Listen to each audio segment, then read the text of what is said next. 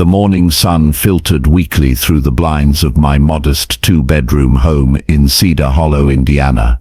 It was a quiet street, the kind where neighbors waved and leaves gathered in careful piles along the sidewalks. I was just pouring my second cup of coffee when the envelope arrived. It sat alone in my mailbox, thick, cream-colored, and addressed in the neat, angular handwriting I knew all too well. My son Nathan. I hadn't heard from him in months, not since our last bitter phone call. A strange weight settled in my chest as I walked back into the kitchen, envelope in hand. Could it be an invitation? A change of heart? I sat at the kitchen table and stared at it for a long moment. My hands, rough from decades of work at the plant, trembled slightly as I peeled back the seal. For a fleeting second, I pictured myself in a suit, maybe giving a toast or foolishly walking him down the aisle like we used to joke about when he was 12. But the moment the papers slipped out, I knew I'd been wrong. No invitation, no warm note, just 3 crisp pages. Invoices. Itemized. The total, $80,000. $80,000 for a wedding I wasn't invited to. I scanned the lines. $45,000 for the venue, a lakeside manor outside Chicago. $20,000 for catering that included imported oysters and champagne. Another $10,000 for a honeymoon villa in Bora Bora. All meticulously recorded, and at the bottom, a handwritten note that made my hands go cold. Dad, after the emotional damage you've caused, consider this your way to make amends. You should be grateful we're allowing you to contribute. Make the check out to Savannah, his fiancée, the one who never liked me from the start. I stared at the words, my chest tightening. Make amends, emotional damage. They were rewriting history, recasting years of single fatherhood as failure, recasting my sacrifices as burdens. Next to the papers was a photo frame I hadn't touched in months. Nathan at 10, missing front teeth, arm wrapped around a dog we rescued together. Back then, he'd called me his hero. Now I was just a sponsor he didn't want in the pictures. I crumpled the note, my jaw locked tight. But just as quickly, I flattened it again and set it back on the table. Anger clouded judgment, and I wasn't about to play into their hands. No, if Nathan thought he could humiliate me, take my money, and erase me from his life in one smooth transaction, he was wrong. Dead wrong. As the autumn wind rustled the dry branches outside, something inside me settled into place, not sadness, not even fury, just a strange, cold clarity. They wanted a perfect day. I'd give them a day they'd never forget. The rest of that day passed in a haze. I tried to distract myself with small chores, but every time I glanced at the stack of invoices on the table, my stomach tightened. It wasn't just the $80,000 they were demanding, it was the casual cruelty of it. Nathan had cut me out completely, and now he expected me to finance the very event I was banned from attending. By late afternoon, the quiet of the house became unbearable. I paced the worn hardwood floors, the tick of the clock echoing too loudly in the background. I'd been humiliated enough. This wasn't going to be another chapter where I let people, my own son, treat me like I didn't matter. I pulled out my old laptop from the closet. It hadn't been used in months, but it still fired up with a tired hum. The familiar blue glow filled the room as I opened a browser and began typing. Step 1. Information. I searched Nathan's fiancée's name, Savannah Redding, and instantly dozens of results appeared. She wasn't shy about flaunting her life. Her public social media accounts were filled with photos of expensive brunches, new outfits, and captions dripping with self-importance. I scrolled until a post from just 3 days ago caught my eye, counting down to the most perfect day ever. Can't wait to say I do at Lakeshore Manor. #dream wedding #blessed. Lakeshore Manor. I clicked through the photos she'd tagged. It was exactly the kind of place Savannah would love. An opulent estate on the edge of Lake Michigan, all marble foyers and manicured lawns. Their rental alone cost more than I'd earned in a year when I was working overtime to keep Nathan in college. A bitter laugh escaped me as I jotted down the venue's contact information in a notepad. Step 2. Find the cracks. I looked deeper into the vendors. Caterers, photographers, florists, the kind of high-end companies Savannah would brag about using. Each one I found, I added to the list. One name in particular stood out: Bradley Events, a wedding planning firm that specialized in luxury weddings. Their website bragged about flawless, seamless experiences. I knew that was where I needed to start. It was already dark when I picked up the phone and dialed the number listed on the site. My hand didn't shake as much as I thought it would. After 3 rings, a polished voice answered. Bradley Events, this is Mason. How can I help you today? I cleared my throat. Yes, this is William Hartman, Nathan Hartman's father. I believe you're handling his wedding. There was a brief pause, and then the tone on the other end shifted slightly. Oh, Mr. Hartman. Yes, we are. I was actually expecting your call. Nathan mentioned you'd be finalizing the balance with us this week. I smiled coldly. So he thought I'd just roll over. I'd like to meet in person, I said. Tomorrow morning, if possible. I have concerns about the arrangement. The planner hesitated for only a moment before replying. Certainly, Mr. Hartman. We can meet at our office at 9:30 a.m. I'll block off the time for you. I hung up, feeling a strange sense of control returning for the first time in months. Tomorrow I'd begin unraveling their perfect plans, but I knew I couldn't do this alone. I stared at my phone, scrolling through old contacts until I found the name I was looking for. Jack Reynolds. Nathan's childhood best friend. We hadn't spoken in years, not since Nathan drifted away from anyone who didn't fit his idea of success. But Jack had always been loyal, the kind of person you could depend on. With a deep breath, I hit call. Mr. Hartman. A familiar voice answered after a few rings, surprised but warm. Wow, it's been a long time. Everything okay? Not exactly, I said quietly. Nathan's getting married, and I need your help. By the time the sun crept over the rooftops the next morning, I was already showered, dressed, and nursing a thermos of lukewarm coffee. I pulled on my old grey jacket, frayed at the cuffs but still presentable, and tucked the invoice neatly into a manila folder. I wasn't going in there to argue. I was going in to dismantle. Bradley Events' office was in the polished downtown strip of Evanston, just north of Chicago. Everything about the place screamed money: glass facades, luxury boutiques, and valet parking. I parked 3 blocks away to avoid the ridiculous fees and walked, letting the early November chill wake me up. Mason, the planner, greeted me in the lobby with a handshake that was more show than substance. He was in his 30s, slick hair, polished shoes, and a smile that was about as genuine as plastic wrap. Mr. Hartman, he said, guiding me toward a private conference room. It's an honor. Nathan spoke highly of you. Did he mention I wasn't invited to the wedding? I asked plainly as I took a seat. The smile flickered. Well, I wasn't privy to the guest list. I'm not here to make small talk, I said, placing the folder on the table. You sent me an invoice, an $80,000 invoice, and you expected me to quietly wire the money. Mason adjusted his tie, suddenly unsure of himself. That's between you and the client, he replied, carefully. We were told you'd be covering this portion. Everything is already in motion.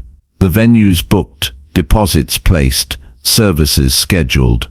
I leaned forward slightly. Well, consider this notice that there will be no funds. Not until my son speaks to me face to face and explains why he decided I wasn't welcome at the very wedding he wants me to pay for. Mason blinked, caught off guard. Sir, if you pull out now, the vendors, they'll be left hanging. I finished. And word will spread quickly in your tight-knit luxury event circle that Nathan Hartman and Savannah Redding stiffed their planner and every contractor they hired. His face paled. The confidence in his posture drained like a leaking balloon. That's a serious allegation. It's not an allegation if it's true, I said coolly. Mason opened his mouth, closed it again, then finally sighed. I'll contact Nathan, but he's not going to like this. I'm not here to make Nathan happy, I said, rising from my chair. I'm here to make sure he never forgets who taught him what loyalty used to mean. As I walked out of that glass building, I didn't feel triumphant. I felt steady, anchored. I had no illusions. Nathan would fight back. Savannah would throw a fit. But the first thread had been pulled, and the seams would start to unravel. Back at home, I found a message from Jack waiting for me. He'd agreed to meet at a diner just outside town. Said he had something I needed to hear about Nathan's reputation that might come in handy. I poured myself another cup of coffee and stared out the window, the autumn wind stirring dead leaves across the yard like whispers of a storm brewing. The real fight was just beginning. The bell above the diner door jingled as I stepped inside, the scent of bacon and burnt coffee hitting me like a memory. Jack Reynolds was already in a booth near the window, nursing a black coffee and flipping through something on his phone. He looked older, beard graying at the edges, eyes sharper than I remembered, but still had the same quiet presence he carried as a kid. He looked up and gave me a half smile. Mr. Hartman. Call me Will, I said, sliding into the booth across from him. Jack nodded and reached into his jacket, pulling out a small folder. I did some digging after your call, he said. Didn't have to look far. Nathan's made a habit of stepping on people. I raised an eyebrow. You mean professionally? He nodded. And personally. He ghosted two of his closest friends when they wouldn't lie on a resume reference, took credit for someone else's product design during a tech internship, even pushed a junior teammate out of a promotion by leaking her mistakes to the higher-ups. I shook my head slowly, my jaw tightening. He wasn't raised that way. Jack gave a small, bitter laugh. I don't think this is about how he was raised, Will. It's about how he started seeing the world once Savannah came into the picture. He slid his phone across the table to me, screen glowing with a paused video. She posted this last week. I tapped play. Savannah, in full makeup, was filming a tour of the wedding venue, chandeliers, floral arches, champagne flutes lined in gold trim. Nathan stood behind her, nodding and smiling for the camera. All thanks to Nathan's amazing dad for funding the dream. Savannah cooed, turning the camera on him. Even if he won't be there, Nathan added with a laugh. Old people don't really match our aesthetic, she joked. The video ended. My stomach clenched. That's not a couple planning a life, I muttered. That's a pair of show ponies building a stage. Jack leaned back. Exactly. And they're not as untouchable as they think. I have contacts with the catering service and the local media. If they start blaming vendors for their problems, we'll make sure the real story comes out. You'd do that for me? I asked. You and Mrs. Hartman gave me shelter when my parents split. You paid for my school lunch when I couldn't. This is nothing compared to that. Something warm settled in my chest for the first time in days. We made a plan. Jack would quietly talk to vendors, warn them that payment wasn't guaranteed. If Nathan and Savannah didn't change course, they'd be left scrambling. As I left the diner, I glanced back and saw Jack already on the phone, face serious, nodding slowly. He was in. I wasn't alone in this anymore. 3 days passed in a blur of phone calls, quiet strategy sessions, and watching the first ripples of disruption spread through Nathan's plans like cracks in glass. Jack moved swiftly, like a man with something to prove. By the end of the first day, he'd reached out to the florist, the caterers, and even the string quartet Savannah had posted about. All of them had the same response. Nervous agreement. None of them had received full payment yet, only deposits, and thin ones at that. One florist confided she was already considering pulling out if the balance wasn't settled by the end of the week. Jack forwarded her voicemail to me. Her voice was tight with concern. "They keep saying the money's coming from the father. That's you, right? If there's a delay, well, I've got 2 other events that weekend, and I can't afford a gamble." A gamble. That's what Nathan had turned this into. Meanwhile, I didn't respond to a single one of Nathan's messages. He hadn't called yet, probably too proud, but I could feel the storm building behind the silence. Savannah, though, started to get louder. The first message came late Thursday evening. A text. "Savannah, we really need that payment processed this week. The venue's following up, and the photographer is threatening to cancel. Don't be difficult." I stared at the message, letting it sit there unread. 2 hours later, another ping. "Savannah, Nathan's been under a lot of pressure. You could at least try to be a supportive father for once." That one made me laugh. Bitter, hollow laughter, but real nonetheless. Supportive. I'd worked 12-hour shifts for years, skipped vacations, sold off my wife's car after her funeral just to keep Nathan in school and debt-free. I had bent over backwards to give him a future. But now that my name didn't fit on a glossy invitation, I was just a checkbook in their eyes. The final straw came Friday morning, when a call from the Lakeshore Manor estate hit my voicemail. "Mr. Hartman, this is Camille, from the events office at Lakeshore. We were just confirming whether you'd be handling the final payment for the Hartman-Redding wedding. We've had some concerns from the caterer. Please call us back as soon as possible." They were all circling, sniffing trouble, and still, not a word from Nathan. I took a walk through the neighborhood to clear my head, crunching leaves underfoot and watching grey clouds roll over the rooftops. Old Mr. Jennings from across the street saw me and gave a 2-fingered wave. "Will, heard your boys tying the knot. Big affair, huh?" I just nodded and kept walking. He called after me. "You going?" I paused, hands in my coat pockets. "No," I said. "Wasn't invited." Mr. Jennings let out a low whistle, then muttered, "Damn shame," and went back to watering his dormant flower beds. The walk grounded me. The neighborhood, the cold air, the familiar smell of burning leaves, everything reminded me who I really was.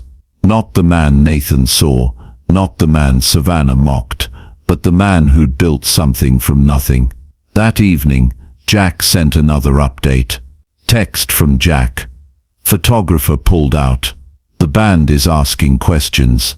You've lit the match, Will. It's catching." I stared at the message for a long time. Then I picked up my phone and texted back. "Let it burn."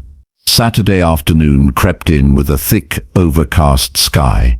Rain tapped the windows softly, a steady rhythm that matched the slow boil of anticipation brewing inside me. I hadn't heard from Nathan all week, but Savannah's texts had grown more frequent, then suddenly stopped. I knew what that meant. He was going to call. And sure enough, Just past 3 p.m., my phone vibrated on the kitchen counter, dancing slightly against the laminate surface. Nathan's name flashed across the screen.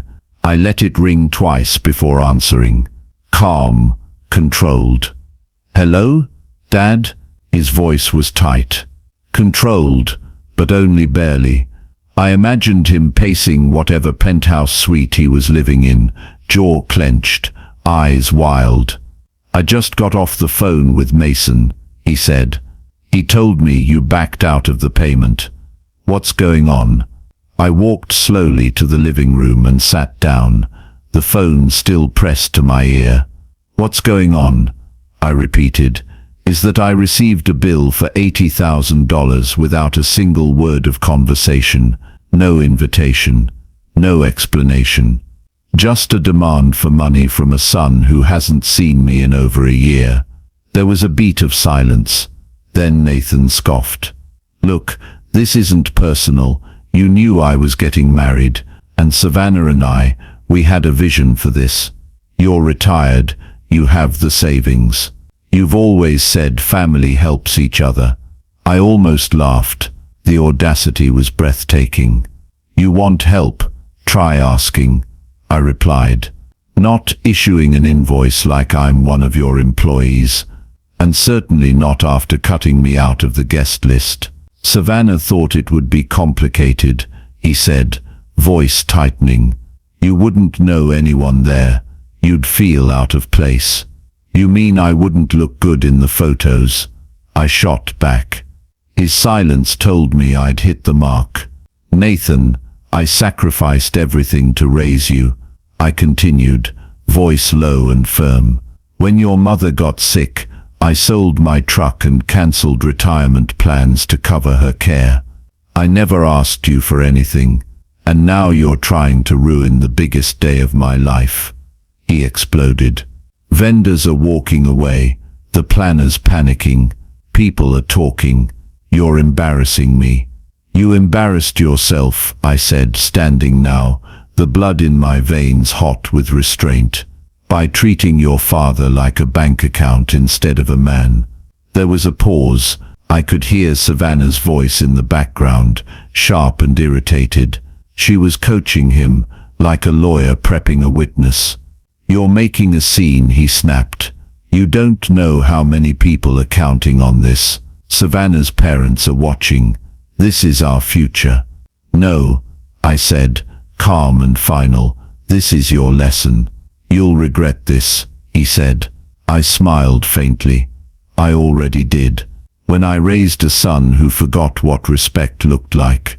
I ended the call, and for the first time in years I didn't feel regret. I felt power. By Monday morning, the fallout had begun to spread like wildfire. Jack sent me a series of messages before sunrise, screenshots from social media, snippets from conversations with vendors, even a blurry photo of Lakeshore Manor's front gates with a bold red "event on hold" sign dangling from a plastic chain. Caterer pulled out. Florist said she's cutting losses. Bands on standby, but not holding the date without confirmation. Jack texted. I stood at the kitchen window, watching the grey sky churn above the trees, phone in one hand, coffee in the other. For the first time in a long while, I didn't feel like a passive observer of my own life. That morning, I ignored a call from Savannah, then another. The third one came from a blocked number. I let that one ring too. By noon, I'd received a voicemail. "Hartman, this is Lila, with Silver Bloom Photography. I've just been informed the payment hasn't come through. I'm afraid I'll need to cancel the booking if I don't hear back today." Vendors were folding. They weren't just angry, they were protecting themselves. And without my funding, the scaffolding holding Nathan and Savannah's fantasy wedding together was cracking fast. That evening, Jack dropped by the house. He brought beer and that same determined glint in his eye. "You should see their faces, Will," he said, setting his phone on the coffee table. "I passed by the manor this morning. Nathan was yelling at the estate manager. Savannah was on the phone, pacing in her heels like a cornered animal. "It's unraveling." I nodded slowly. "Let it." Jack cracked open his beer. "You know, I've known Nathan since we were kids. I always thought he'd grow out of that superiority complex. But Savannah, she feeds it. Together they're poison." We sat in silence for a while, listening to the low hum of the fridge and the wind pressing against the windows. Then Jack pulled up a video he'd secretly taken. It showed Nathan berating a delivery driver in the rain, waving a soggy piece of paper in his face. "You folded the menu cards. Do you know who I am?" Savannah stood nearby, arms crossed, watching with indifference. I shook my head. "That's not my son, not the one I raised." "Maybe not," Jack replied, "but it's the man he chose to become." A notification buzzed on my phone. It was from the Lakeshore Manor event coordinator. "Mr. Hartman, final payment was expected last Friday. As of now, we're unable to proceed with the Hartman Reading event until balance is cleared." And there it was. The domino had fallen. The perfect day they envisioned was now nothing more than a mess of scattered vendors, unpaid bills and bruised egos. But something told me they hadn't hit rock bottom. Not yet. The knock came late, just past 9 p.m., sharp and rapid, cutting through the silence of the house like a blade. I muted the television and stood slowly, my joints aching from a long day. For a second, I considered ignoring it, but something in the rhythm told me exactly who it was. When I opened the door, Nathan stood on the porch, soaked to the bone from the drizzle that had begun an hour earlier. His jacket was thin, more fashion than function, and Savannah hovered behind him in a too expensive coat, makeup smudged from either the rain or frustration, or both. "Dad," he said flatly, "we need to talk."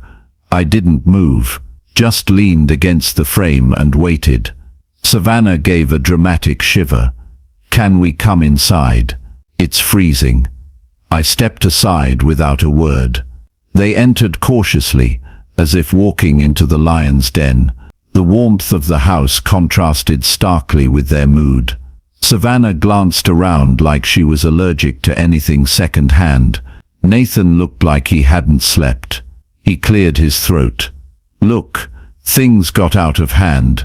I crossed my arms. "You think?" He flinched slightly. "The vendors are bailing. The estate's holding the venue hostage unless we pay in full. People are talking. Savannah's parents are furious." I raised an eyebrow. "Why are you here, Nathan?" "Really?" Savannah spoke up then, her voice sharp. "We came because we know you're behind this. All of it. The cancelled contracts. The photographer backing out. The rumors. You're sabotaging our wedding." I didn't blink. "You sabotaged it yourselves," I said calmly, "when you decided to treat family like a liability." Nathan rubbed his temples. "We were wrong. I was wrong. The note, the bill, it was disrespectful. That's putting it mildly." He sighed. "I was angry. About a lot of things. About Mom. About the way we lived. I wanted this wedding to be perfect. To prove something. There's nothing wrong with wanting more," I said. "But you can't build your life by stepping on the people who built yours." There was a long pause. Savannah opened her mouth, then shut it again. She looked uncomfortable in the silence, like she couldn't control the narrative anymore. Nathan's voice softened. "Can we fix this?" "You tell me," I replied. He looked away. "We need help." I nodded slowly. "Help I'm willing to give when I'm treated like a father, not a wallet." Savannah started to protest, but Nathan cut her off. "We'll figure it out," he said. "Thanks for listening." He turned toward the door, Savannah trailing reluctantly behind. At the threshold he paused. "Dad," he said over his shoulder, "I'm sorry for all of it." I gave a slow nod, but said nothing. They left into the misty night, car lights fading into the drizzle. I stood at the window long after they were gone. Maybe he meant it, maybe he didn't. But one thing was certain, he'd never forget the lesson. The following morning, the sky broke open into a rare strip of sunlight, casting soft light across the front lawn, where rain still clung to blades of grass, like a final whisper of the storm. I sat by the window with a fresh cup of coffee, watching the neighborhood stir awake. Across the street, Mr. Jennings was trimming his hedges.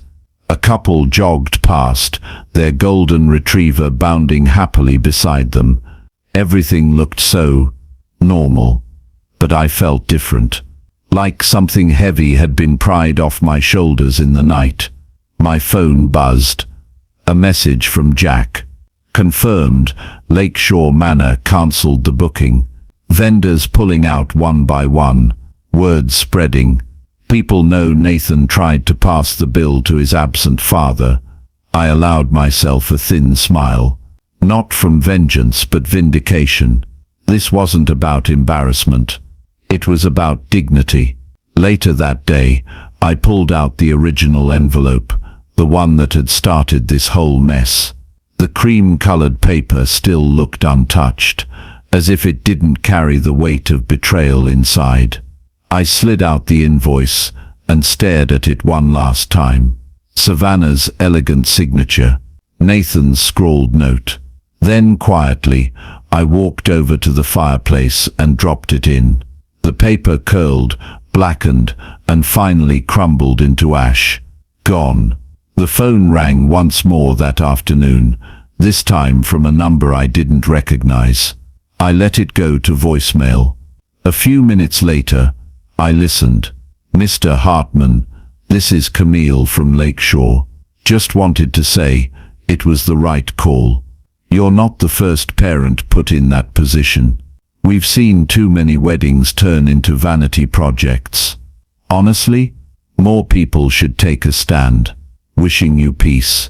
I replayed it twice. Maybe the story had traveled farther than I thought.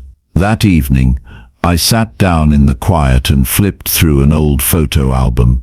There was Nathan as a baby in a tiny onesie, giggling in a bathtub. Elena beside him, smiling, hair wrapped in a towel. Our old dog Cooper at Christmas, covered in tinsel. For a moment, my eyes stung. Not from sadness, but from remembering what mattered. I wasn't a perfect father, but I had given everything I had. Now I finally understood. Being a good parent didn't mean saying yes to everything. It meant setting boundaries. Even if it hurt, the wedding was off.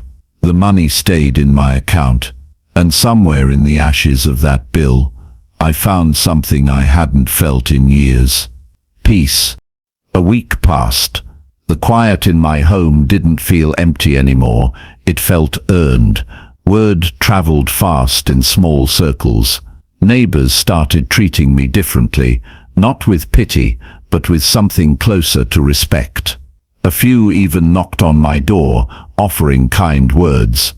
Ellis from 2 doors down dropped off a pie and said he had it coming. Even Mrs. Pennington, who rarely spoke to anyone since her husband passed, leaned over the fence one morning and muttered, "Glad someone finally stood up to that kind of nonsense." We've all been watching, but not a word from Nathan, not another call, not a text. And strangely, I didn't need one. I'd said what needed to be said. He had seen who I was, not the man he invented in his head, but the man who raised him with calloused hands, weary nights, and unwavering love. One afternoon, as I walked the aisles of the local hardware store, I ran into an old friend from my days at the plant. Darryl. He clapped me on the back. "Heard what happened," he said. "Takes guts to say no. Most people just cave." "I did it for myself," I replied. Didn't realize how much I'd let go until someone tried to take the rest. He grinned. Well, you took it back. And hell, that's worth something. It was. That night I sat on the porch with a cold drink in hand, the stars peeking out over Cedar Hollow. The leaves rustled gently, and for the first time in years, I felt like I wasn't carrying someone else's burden. I pulled out my phone and opened a message thread I hadn't touched in years. Jack Reynolds. Will, thanks for everything. I couldn't have done it without you. Jack, you stood up for yourself. I just helped carry the torch. We should grab dinner soon. No speeches, just food. Jack, you're buying. But I'm in. I chuckled and set the phone down. Some relationships survive storms, some don't. But the one that mattered most was the one I had with myself. I'd spent a lifetime trying to give Nathan the world. What he did with it, that was on him. But me, I'd reclaimed something more valuable than money. Dignity. And that finally was mine to keep.